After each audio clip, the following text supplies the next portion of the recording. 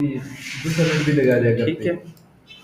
तो ये मार्केट में जैसे भी ये छोटे छोटे मूव्स बनते हैं, उसके बाद मार्केट ऊपर चली जाती है। तो इसके एक ऐसे समझें कि एक यहाँ पे एक कैंडल बनी, ये वाली, ठीक है। उसके बाद नेक्स्ट कैंडल फिर इधर से स्टार्ट हुई, फिर उसने इधर क्लोजिंग दे दी। जी। फिर थर्ड कैंडल ने थोड़ी सी वीक लगाई, वीक लगाने के बाद ये ऊपर क्लोजिंग हो गई, ठीक है। ये इस टाइप की, ठीक है। अब ये जो कैंडल्स बनी है मार्केट में, ये एक्चुअल क्या चीज़ है? हर कैंडल के अंदर विक्स होती हैं, ठीक है। बगैर विक की कोई कोई कैंडल्स होती है, जैसे मतलब मारोगोजू का नाम भी दे देते हैं, अलग अलग नाम होते हैं, हर कोई अपने मकसद का जो भी बनता है उसे दे देते हैं। अब इन दो तीन कैंडल्स के बीच में जो भी गैप होगा, तीन कैंडल्स कौन सी? एक स्टार्ट वाली पहली कैंडल, ये होगी नंबर वन, ये होगी नंबर टू, और ये होगी नंबर थ्री। इन दो कैंडल्स की विक से ऊपर वाली कैंडल की विक के बीच में जो भी एरिया होगा वो हमारा फेयर वैल्यू गैप होगा, ठीक है। अच्छा, फेयर वैल्यू गैप क्यों बनाती है मार्केट, इसका काम क्या होता है? इसका सिंपल सा जवाब है कि फेयर वैल्यू गैप हमेशा इंस्टीट्यूशनल्स के मूव के लिए बनाया जाता है। इसे इंस्टीट्यूशनल्स ही बनाते हैं और इंस्टीट्यूशनल्स ही पिक करते हैं। मार्केट में कभी भी फेयर वैल्यू गैप पेंडिंग नहीं रहता, वो पिक हो जाता है अगर उसमें पेंडिंग ऑर्डर पड़े हों मार्केट के, तो ठीक है। अगर मार्केट के पेंडिंग ऑर्डर होंगे तो मार्केट उसे जरूर पिक करने आएगी, इस फेयर वैल्यू गैप को। हाईली चांसेस है हाईली चांसेस होते हैं कि मार्केट इसको पिक करने आए। अच्छा, सेकंड थर्ड इसका क्या होता है? अगर मार्केट के नीचे फेयर वैल्यू गैप के नीचे ऑर्डर ब्लॉक बन रहा हो, तो इस फेयर वैल्यू गैप की accuracy normal fair value gap की एक्यूरेसी से बढ़ जाएगी। नीचे ऑर्डर ब्लॉक, ऊपर फेयर वैल्यू गैप, अगर ये दोनों आ जाएं एक ही जोन के अंदर, एक ही लेवल के अंदर, तो इनकी एक्यूरेसी, अगर फेयर वैल्यू गैप पहले अकेला था तो हमें 50-50 चांसेस थे, अगर ऑर्डर ब्लॉक भी साथ ऐड हो गया है तो हमारे जो चांसेस हैं वो 50 से 70-75 हो जाएंगे कि यहाँ से मार्केट 75% चांसेस हैं कि यहाँ से रिजेक्ट करेगी और बाउंस देगी एक अच्छा खासा, कि कहाँ तक? मिनिमम इस हाई तक, ठीक है। हो सकता है इसकी विक यहाँ लगी हो, क्लोजिंग यहाँ नीचे हुई हो, कोई हर्ज नहीं है। हमने क्या करना है, इसकी जो ये वाली विक थी और इसकी जो ये वाली विक थी, इन दो को क्या करना है, मेजर करना है, और उन दो कैंडल्स में जो भी गैप बने उसे हम कहेंगे फेयर वैल्यू गैप, ठीक है। अच्छा, ये भी प्राइस के हिसाब से होता है, ठीक है। प्राइस की मूवमेंट जब ज्यादा अग्रेसिव, जैसे देखती हैं आप न्यूज में, एक अच्छी अग्रेसिव कैंडल एक साइड की बनती है बहुत लंबी, वो एक किस्म का गैप बना देती है। अगर नेक्स्ट कैंडल भी उससे आगे स्टार्ट हो और ऊपर चली जाए तो उसके बीच में एक बहुत बड़ा गैप आ जाता है। अच्छा, फेयर वैल्यू गैप की एक्चुअल दो इकसाम समझ लें या दो पार्ट समझ लें, वो होते हैं, एक होता है फेयर वैल्यू गैप, दूसरा होता है इम्बैलेंस, ठीक है। अच्छा, ये इम्बैलेंस और फेयर वैल्यू गैप में एक्चुअल जो क्या कहते हैं फर्क है, वो थोड़ा सा डिफरेंट है। मतलब काम एक ही है दोनों का, पर थोड़ा सा काम चेंज है। होता इसमें भी पेंडिंग ऑर्डर हैं, होते इसमें भी पेंडिंग ऑर्डर हैं, दोनों का काम पेंडिंग ऑर्डर है। मार्केट आती है, इनको फिल करती है, फिल करने के बाद ऊपर चली जाती है, ठीक है। काम दोनों का एक ही है, पर इनमें थोड़ा सा ना लॉजिक है। वो कैसा? फेयर वैल्यू गैप हमेशा टेस्ट होता है और इम्बैलेंस हमेशा फिल होता है। मतलब कि फर्ज किया कि यहाँ पे एक फेयर वैल्यू गैप बना था, ठीक है।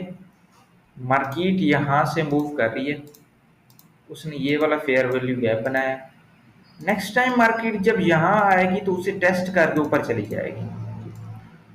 फेयर वैल्यू गैप की पहली रीजन ये होती है कि फेयर वैल्यू गैप में 50% से एंट्री लेनी होती है और उसके लो पे स्टॉप लॉस रखना होता है, और 1:2 3 जो आपकी एक्यूरेसी बनती है उस हिसाब से आप उसे ट्रेड करेंगे। ठीक है।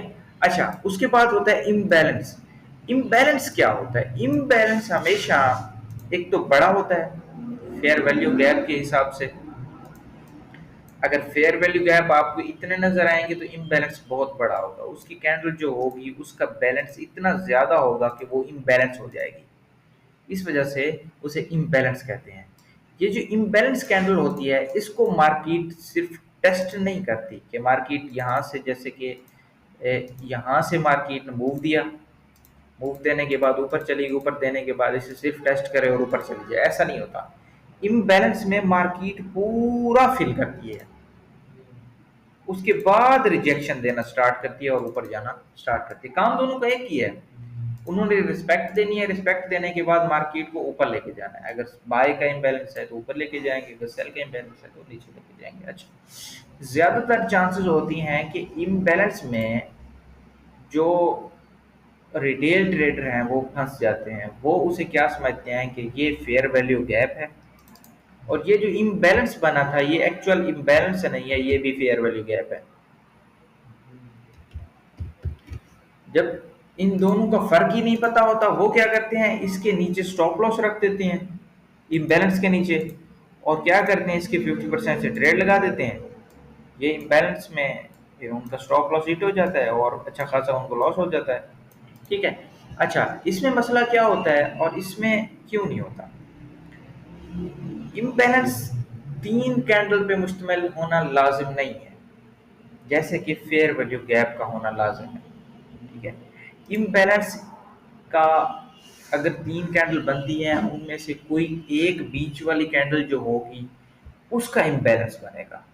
वो सिर्फ एक कैंडल पे ही डिपेंड करता है, क्योंकि एक कैंडल का जितना बड़ा बैलेंस इम्बैलेंस होगा वो हमारा इम्बैलेंस कहलाएगा, और फेयर वैल्यू गैप 3 कैंडल के बीच में बनेगा। वैसे मैं आपको ना चार्ट पे इसकी एग्जांपल दिखाता हूँ, आपको ज़्यादा क्लियर हो जाएगा। जैसे कि ये देखिए, आपको नज़र आ रहा होगा कि ये मार्केट ने क्या बनाया है, इम्बैलेंस बनाया है ऐसे।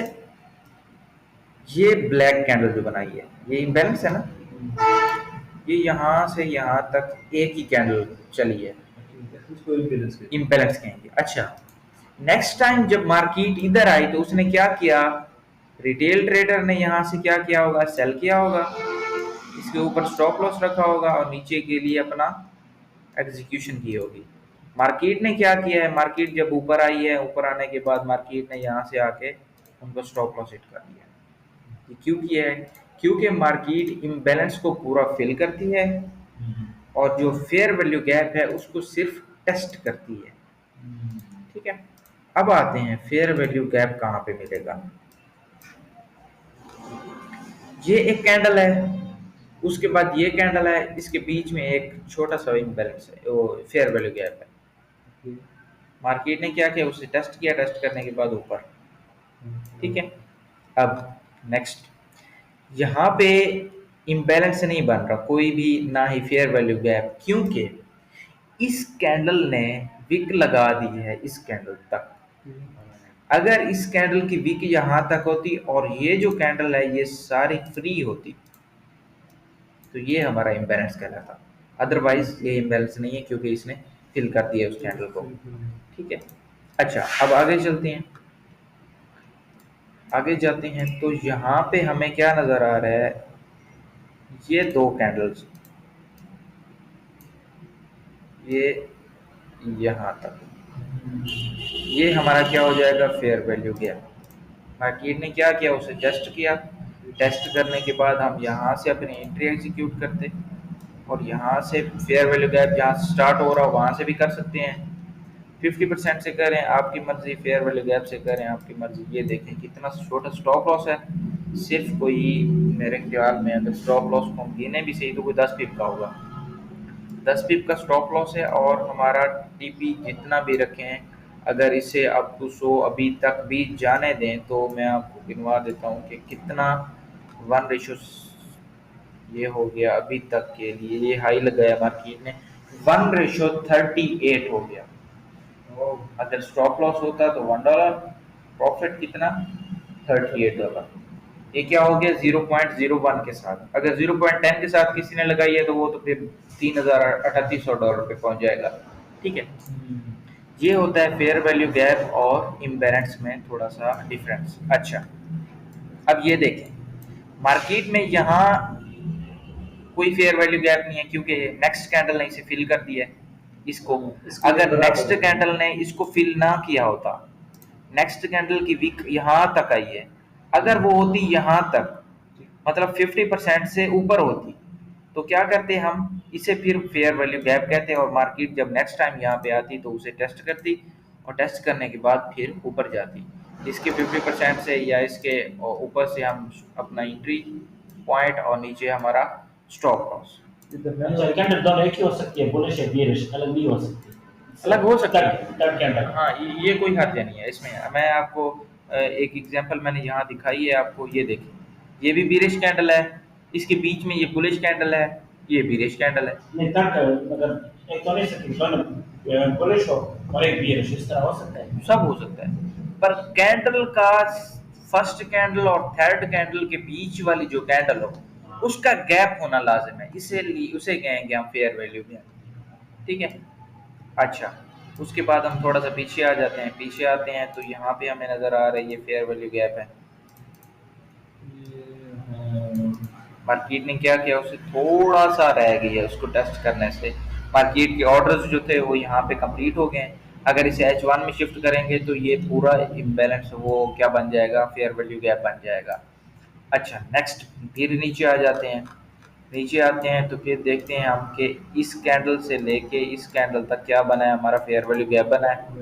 ठीक है, पहले मार्केट ने क्या किया, उसे क्या किया, एक विक के साथ रिजेक्शन दे के ऊपर चली गई। नेक्स्ट टाइम जब आई है तो प्रॉपर रिजेक्शन के साथ ऊपर गई है और मार्केट उसे रिस्पेक्ट दे रही है और ऊपर जा रही है। इसके साथ इम्बैलेंस भी है ना मेरे ख्याल में। नहीं, इसका आगे थोड़ा सा इम्बैलेंस, नहीं, इसका कोई इम्बैलेंस नहीं है। थोड़ा सा आगे ये वाला, नहीं, ये नहीं बनता। ये नेक्स्ट जो टच है उस ये वाला वहां तक ये थोड़ा सा आगे नहीं, आगे आगे ये वाला, ये देख स्क्रीन पे, ये वाला, ये वाला। नहीं नहीं नहीं, इम्बैलेंस हमेशा, आप इस कैंडल का कह रहे हैं? हाँ, ये जो नहीं भी नहीं हाँ, नहीं, ये कैंडल तो बहुत छोटी है ना, इस कैंडल तो पहले ही फिल कर दिया है। नहीं, ये देखें ना, ब्लैक और ब्लू है, नीचे नीचे ये वाला। यही ना, हाँ, ये इम्बैलेंस नहीं है। अच्छा।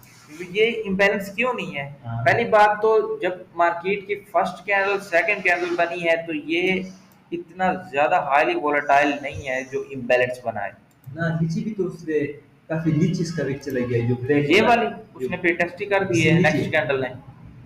इससे नीचे जो ब्लैक है, ये ब्लू के सामने है ये वाली, ना, दूसरा वाला, ये वाली, इससे पहला वाला ये वाली ब्लैक। हाँ, ये इससे काफी सीधा नीचे बिक गया हुआ है ना। हाँ, ये यहाँ तक बिका हाँ, है ये ये, हाँ। ये पूरा मतलब ये इसने इम्बैलेंस लगता है। नहीं, ये इम्बैलेंस नहीं है, इम्बैलेंस मार्केट का यहाँ से स्टार्ट हुआ है। ठीक है, वो फेयर वैल्यू गैप, यहाँ पे इम्बैलेंस नहीं था, तो फेयर वैल्यू गैप यहाँ तक मार्केट ले आई है, यहाँ पे स्टार्ट हुआ है। जो मैं आपको चीज बताना चाह रहा हूँ ना वो समझिए जरा। ठीक है, फेयर वैल्यू गैप यहाँ से हमने स्टार्ट किया, ठीक है।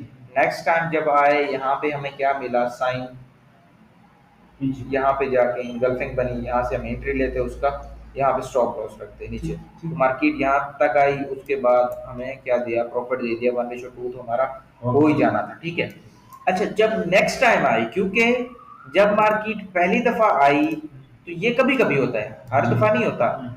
जब पहले टाइम आई मार्केट तो उसने क्या किया, विक लगा के स्टॉप लॉस सेट किए, जो जल्दबाजी में ट्रेड करते हैं। मतलब यहाँ से ट्रेड एग्जीक्यूट कर दी, ट्रेड एग्जीक्यूट करने के बाद मार्केट के नीचे स्टॉप लॉस लगा दिया, तो क्या हुआ, उनका स्टॉप लॉस हिट हो गया। जो पूरे पेशेंस के साथ ट्रेड करते हैं उनका क्या होता है, जब मार्केट नेक्स्ट टाइम, क्योंकि ये वोलाटाइल हो गया है प्रॉपर, मार्केट ने इसे, इसके ऑर्डर जो थे अभी भी पेंडिंग थे। अच्छा, ऐसा भी हो सकता है कि मार्केट यहाँ से डायरेक्ट ऊपर चली जाए, ज्यादा प्रोबेबिलिटी होती है कि मार्केट इसे प्रॉपर टेस्ट करके फिर ऊपर जाए। जैसे कि यहाँ पे मार्केट ने किया है, ठीक है। सही। तो मार्केट जब नेक्स्ट टाइम इस जोन में आई है, इस फेयर वैल्यू गैप में आई है, तो कोई कैंडल उसने बाहर उसकी वीक क्लोज नहीं की, फेयर वैल्यू गैप के अंदर अंदर टच की है, टच करने के बाद ऊपर, टच की है, टच करने के बाद ऊपर। तो बाज़ दफ़ा क्योंकि वोलेटिलिटी इतना ज़्यादा होती है तो एसएल भी हिट हो जाते हैं। ये नहीं है कि 100% एक्यूरेसी, ऐसा नहीं हो सकता, सही। ठीक है। तो हमें मतलब थोड़ा सा खुद को कंट्रोल करके इन चीज़ों को समझ के चलना पड़ता है, ठीक है। अब ये देखें, यहाँ पे एक मार्केट ने बनाया, यहाँ तक मार्केट नहीं आई अभी तक, उसके बाद अब यहाँ पे आ गया।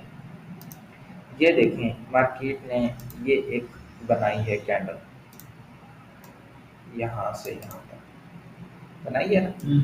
अच्छा, इस कैंडल की नेक्स्ट कैंडल भी फेयर वैल्यू गैप, उसके बाद इसकी थर्ड कैंडल भी फेयर वैल्यू गैप। इसका मतलब है अगर इसे H2 और H1 में देखें तो ये पूरा एक ही कैंडल है और इम्बैलेंस क्रिएट कर रही है। इम्बैलेंस। हाँ, अगर ऐसा ना होता तो ये एक कैंडल के बाद नेक्स्ट कैंडल कोई ना कोई ऐसी साइन देती रिजेक्शन वाला, जिससे हमारा वो इम्बैलेंस क्या होता, फेयर वैल्यू गैप में कन्वर्ट होता, ठीक है।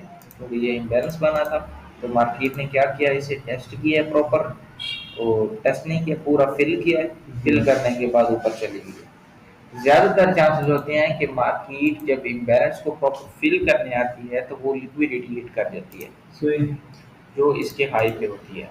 यानी कि फेयर वैल्यू गैप जहाँ पे भी हमें मिले वहाँ इसके आगे हम एंट्री ले सकते हैं। हाँ, और इम्बैलेंस जब मिले तो कोशिश करनी है कि इम्बैलेंस में कम ट्रेड करें, क्योंकि इम्बैलेंस बहुत बड़ा होता है। जैसे कि हम अगर H1 में जाएं तो H1 में अब इतना बड़ा इम्बैलेंस फॉर्स किया बना है, तो अब इतना बड़ा हम अगर इम्बैलेंस देखें और यहाँ से हम लें अपनी एंट्री, तो मार्केट तो ऑलरेडी इतने सेल में बैठी है, तो एंट्री कैसे लें? या तो एक हाई पे होती तभी एंट्री लेते ना। तो अगर हम अपना 50% जोन भी निकालें इसमें से, गेन बॉक्स में से, तो ये देखिए ये 50% जोन से भी नीचे एंट्री बन रही है। तो हमने सेल की एंट्री हमेशा क्या करनी होती है, 50% से ऊपर लगानी होती है, और बाय की एंट्री हमेशा 50%